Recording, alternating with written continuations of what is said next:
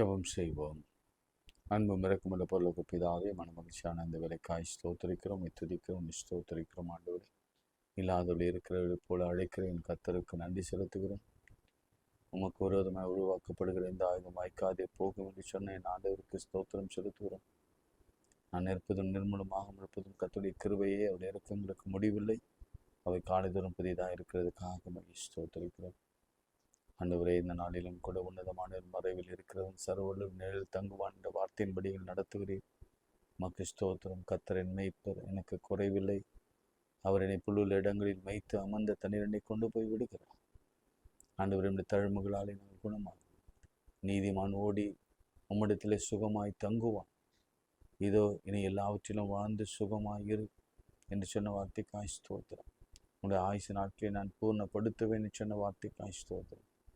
எங்களை சுற்றிலும் அநேகர் எழும்பினார். கோலியாத்துக்கள் எழும்பினார், எசபேல்கள் எழும்பினார்.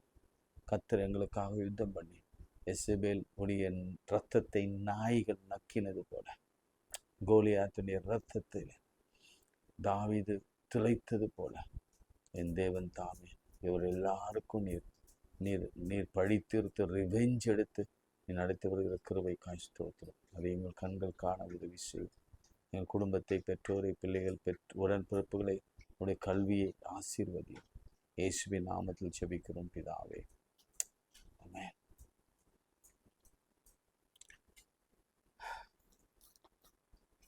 நாம் அனைவரும் சேர்ந்து ஒரு சில பாடல்களை பாடுவோம்.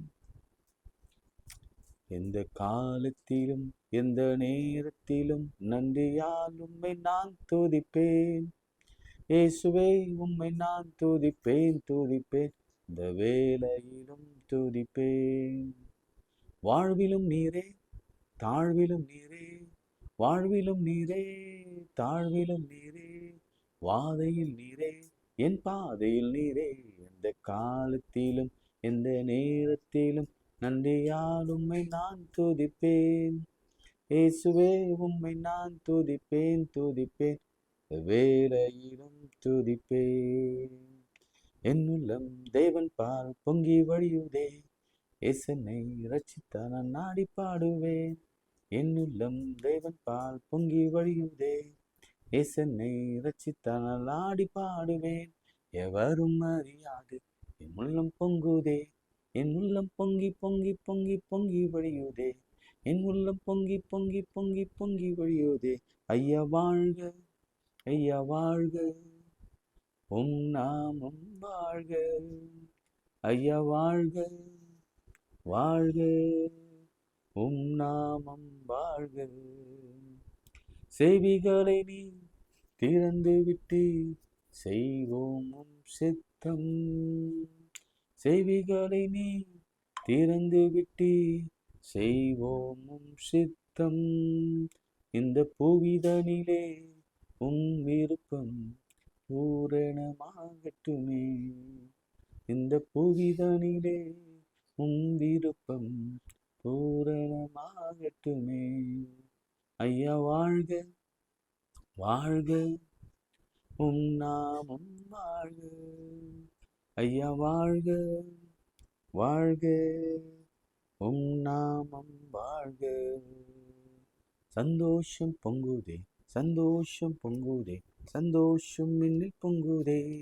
ஹல்லேலூயா, இயேசு என்னை ரட்சித்தார், முற்றும் என்னை மாற்றினார். சந்தோஷம் பொங்கி பொங்குதே, சந்தோஷம் பொங்குதே, சந்தோஷம் பொங்குதே, சந்தோஷம் என்னில் பொங்குதே. ஹல்லேலூயா, இயேசு என்னை ரட்சித்தார், முற்றும் என்னை மாற்றினார். சந்தோஷம் பொங்கி பொங்குதே. வழி தப்பி நான் தீர்ந்தேன், பாவ வழி அதை சுமந்தறிந்தேன். வழி தப்பி நான் தீர்ந்தேன், பாவ வழி அதை சுமந்தறிந்தேன். ஆனால் இயேசு கைவிடா, தானாய் வந்து ரட்சிப்பா. ஆனால் இயேசு கைவிடா, தானாய் வந்து ரட்சிப்பா.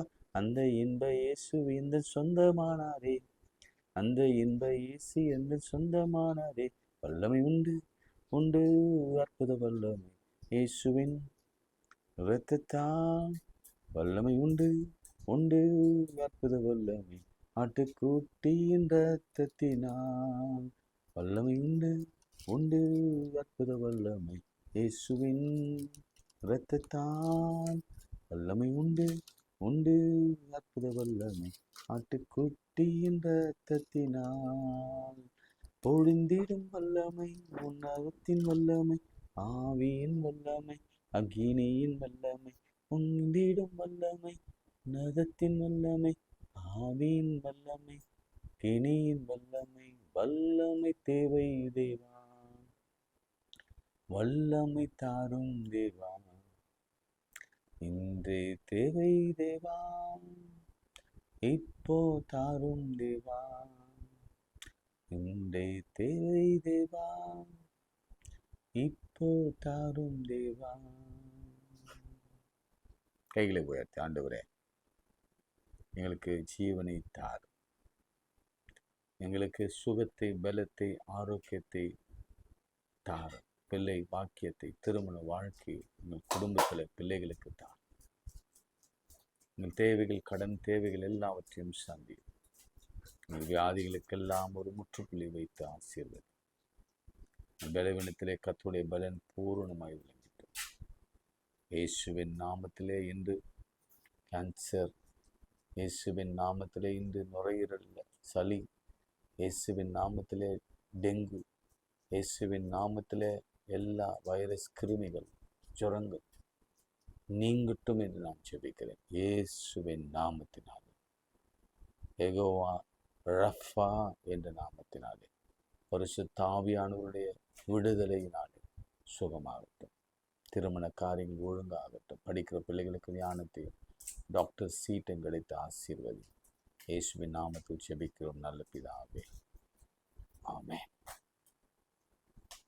பிரியமானவர்களே, நேற்று தினத்தை எலியா சொல்றார். முந்தா நேற்று நம்ம என்ன பார்த்தோம்னா, ஆகார்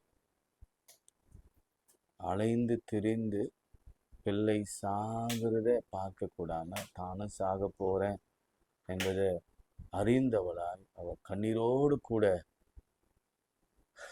அழுததை நான் பார்த்தேன்.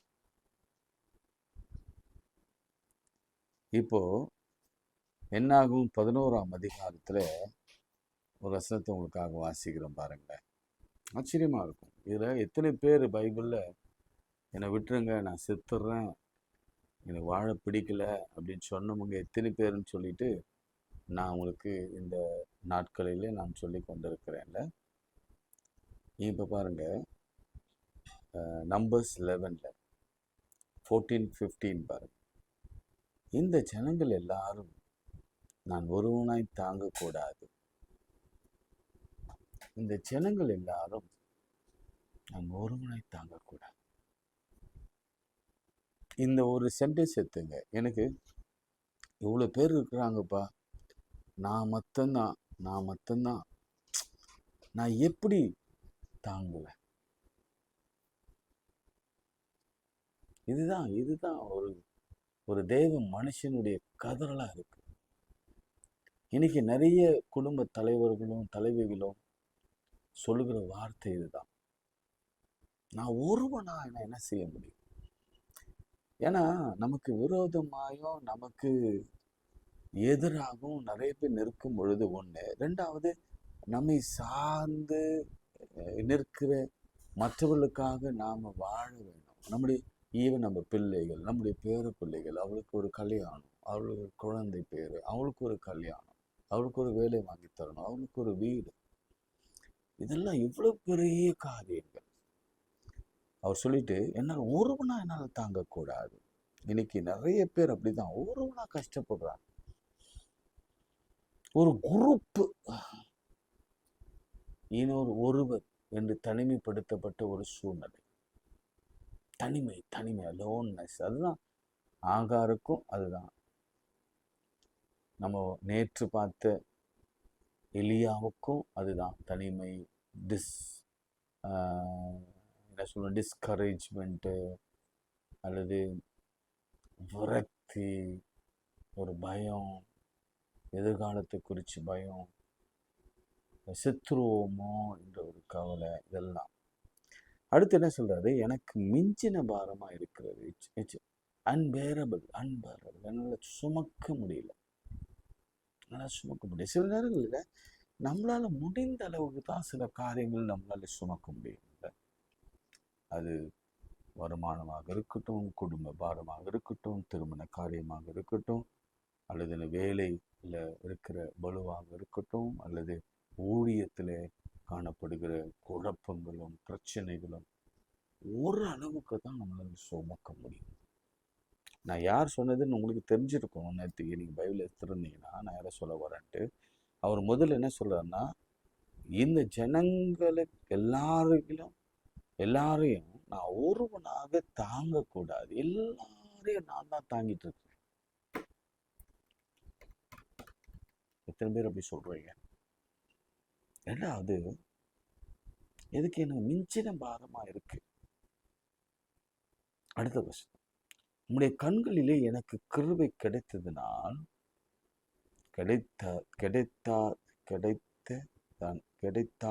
கிடைத்தானால் இப்படி எனக்கு செய்யாமல் எனக்கு உபத்திரவத்தை நான் காணாதபடிக்கு, தமிழே படிக்க வரலையே எனக்கு, உடைய கண்களிலே எனக்கு கிருபை கிடைத்ததானால் இப்படி எனக்கு செய்யாமல் என் உபத்திரவத்தை நான் காணாதபடிக்கு இப்பொழுதே என்னை கொன்று போடும் என்று வேண்டிக் கொண்டான். யார் அது? மோசே. என்னை கொன்று போடும். அப்போது கர்த்தர் மோசே நோக்கி, இஸ்ரவேல் ஜனங்கள் 30 தலைவர்கள் என்னார் என்று நீ அறிந்திருக்கிறாயே. ரைட். இந்த மோசே யார் உங்களுக்கு தெரியும்? அவர் சொல்றாரு, என்னை கொண்டு போட்டுருங்கன்றார். நான் வாழ இஷ்டம் இல்லை, இது மிஞ்சின பாரமா இருக்கு, எனக்கு தாங்கக்கூடாது, நான் ஒருவனா இதை என்னை தாங்க முடியாது. உங்களோட கிருபை கிடைத்ததுன்னா எந்த உபத்திரவத்திலிருந்து நான் இராதபடிக்கு என்னை கொன்றுங்கன்ற. எத்தனை பேர் இந்த மாதிரி சொல்லியிருப்பீங்க? யார் இவர்? உங்களுக்கு தெரியும். இவர் இருக்கிறதுலே என்டையர் பைபிளை நீங்க பார்த்தீங்கன்னா ஒரு இனத்தையே வழிநடத்தினவர். 40 வயது வரைக்கும் அரண்மனையில வாழ்ந்தவர். 40 வயது வனாந்தரத்திலே அலைந்து திரிந்தவர், ஆடுகளுக்கு பின்னாக திரிந்தவர். 40 வயதுக்கு நிறைய கற்றவர், கற்று தேர்ந்தவர், பேச்சாற்றல் உள்ளவர்.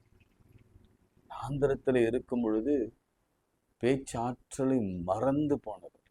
அவர் சொல்வாரு, நான் பேச்சிலே வாக்கு வல்லவன் அல்ல என்று சொன்னவர். செங்கடலை பிரித்தவர்,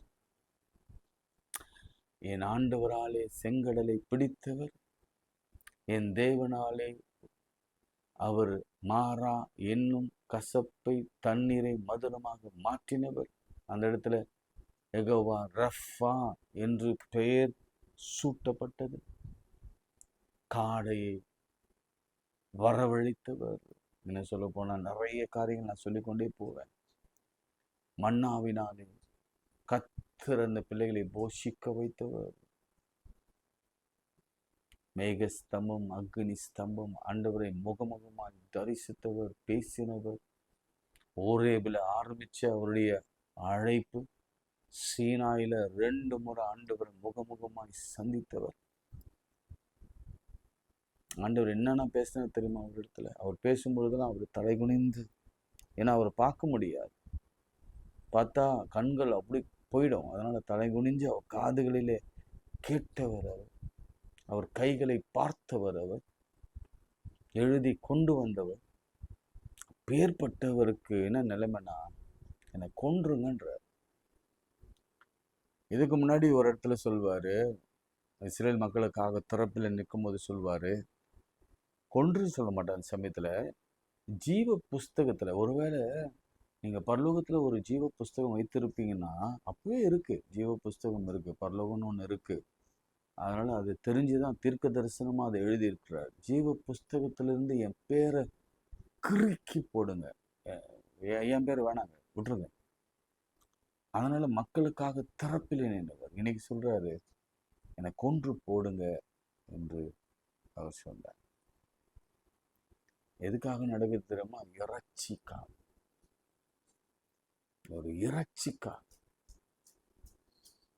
பிரியமானவர்களே, இன்றைக்கு நமக்கு விரோதமா எழும்புறவங்கெல்லாம் இந்த சரீரம், சரீரத்துல பொசிஷன், பதவி, பணம், பெருமை, அதிகாரம், இதுக்காக ஒன்றும் இல்லை. இங்க நீங்க கவனிச்சீங்கன்னா உங்களுக்கு தெரியும். இது பாருங்க, அப்பொழுது நான் இறங்கி வந்து அவர்களோடு கூட பேசி, ஒருவன் மாத்திரம் ஜனங்கள் பாரத்தை சுமக்காமல் உன்னோடு கூட அவர்களும் அதை சுமப்பதற்காக உன்மேல் இருக்கிற ஆவியை அவர்கள் மேல் வைப்பேன். 70 பேரை கூட்டுறாரு. அப்போ மோசே மேல கர்த்தருடைய ஆவியானவர் இருந்தார். இஜனங்களை நோக்கி, நாளைக்கு உங்களை பரிசுத்தம் பண்ணுங்கள், நீங்கள் இறைச்சியை சாப்பிடுவீர்கள். இறைச்சியை சாப்பிட கொடுப்பவர் யார் என்றால், எகிப்தில் எங்களுக்கு சௌக்கியமாயிருந்து என்று கர்த்தருடைய செவிகள் கேட்க அழுதீர்களே, ஆகையால் நீங்கள் சாப்பிடும்படி கர்த்தர் உங்களுக்கு இறைச்சியை கொடுப்பார். 1 நாள், 2 நாள், 5 நாள், 10 நாள், 20 நாள் மாத்திரமல்ல, மாதம் வரை புசிப்பீர்கள்.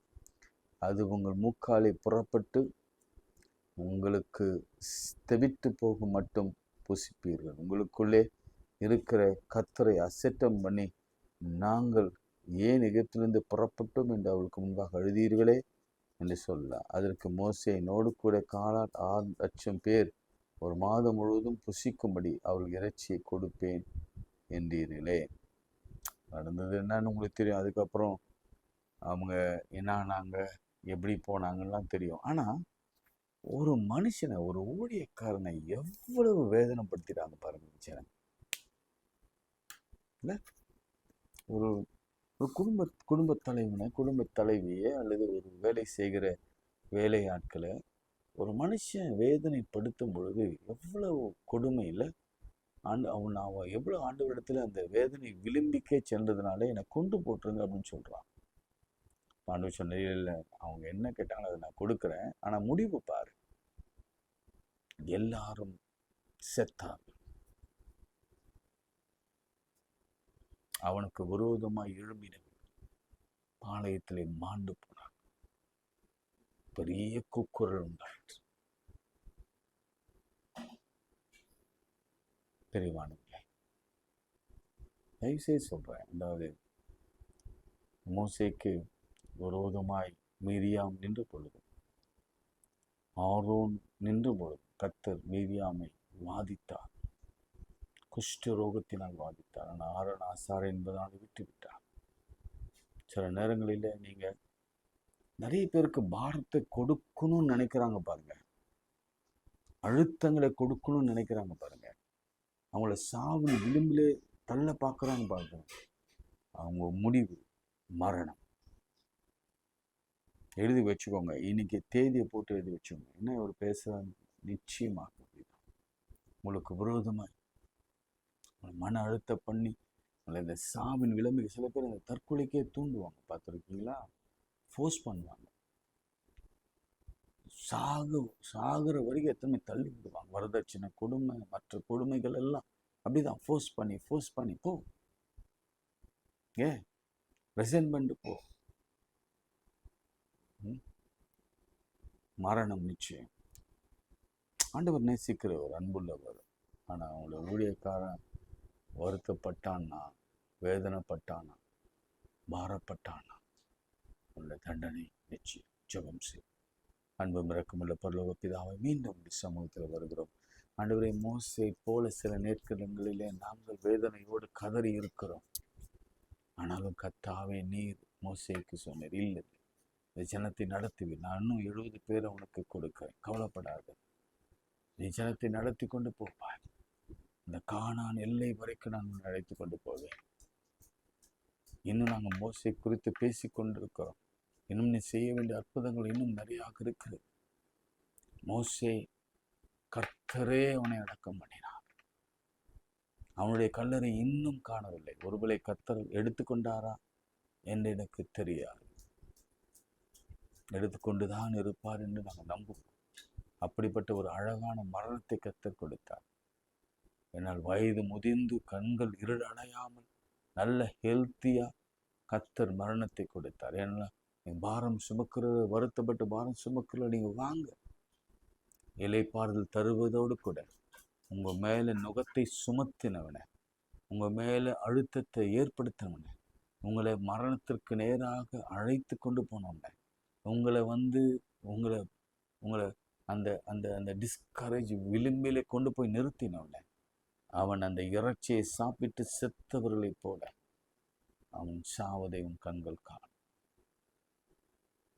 அதே போல ஆண்டவரே, எங்கள் வாழ்க்கையிலும் கூட கர்த்தாவே, நாங்கள் எப்படியாவது மோசே போல நாங்கள் வாழ்ந்து பாரங்களை சுமந்து தவிக்கிற பொழுது கர்த்தர் எங்கள் பாரங்கள் எல்லாவற்றையும் இலகுவாக மாற்றும். இந்த மனுஷன் கொடுக்கிற பாரங்களை அப்புறப்படுத்தி நீர் எங்கள் பாரங்கள் எல்லாம் சுமந்து அவை எல்லாவற்றையும் இலகுவாக்கி எங்கள் கண்ணீரை எல்லாம் கழிப்பாக்கி எங்கள் வேதனையெல்லாம் நீக்கி எங்கள் பிராணனை அழிவுக்கு விலக்கி மீட்டு நன்மையினாலே கிருபையினால முடிசூட்டி எங்கள் பெயர்கள் எல்லாம் உடைய ஜீவ புஸ்தகத்தில் எழுதி கர்த்தர் எங்களை ஆசீர்வதிப்பீரா. கர்த்தருடைய வாய் இதை சொல்லிட்டு சாட்சியாய் நிறுத்த, இது கூட எங்களுக்கு ஒரு பெரிய சாட்சி தான். எங்கள் கண்கள் அதை காணணும், ஆச்சரியப்பட்டு பூரிக்கணும். எங்கள் கண்களில் அந்த அதிசயத்தை நாங்கள் காண வேண்டும். சீக்கிரத்தில் சீக்கிரத்தில் இது உலகம் எங்கும் பார்க்கப்பட வேண்டும், பேசப்பட வேண்டும். நாங்கள் ஆசீர்வதிக்கப்படுகிறது, துன்மார்க்கம் அழிந்து போகிறது. ஒரு வித்தியாசத்தை காண்பியும் ஆண்டவரே. கர்த்தருக்கு பயப்படுகிறவர்களுக்கும் கர்த்தருக்கு பயப்படாத ஒரு வித்தியாசத்தை, கர்த்தருடைய ஆவியா உள்ளவர்களுக்கும் கர்த்தருடைய ஆவி இல்லாதவர்களுக்கும் ஒரு வித்தியாசத்தை காணும்படி செய்யும். இயேசுவின் நாமத்தில் ஜெபிக்கிறோம் பிதாவே, ஆமென். நமது ஆண்டவராகிய இயேசு கிறிஸ்துவின் கிருபை, பிதாவாகிய தேவனுடைய அன்பு, பரிசுத்த ஆவியின் ஐக்கியம் நம் அனைவரோடும் மீண்டும் மீண்டும் சதாக்கள் நிலைத்திருப்பதாக.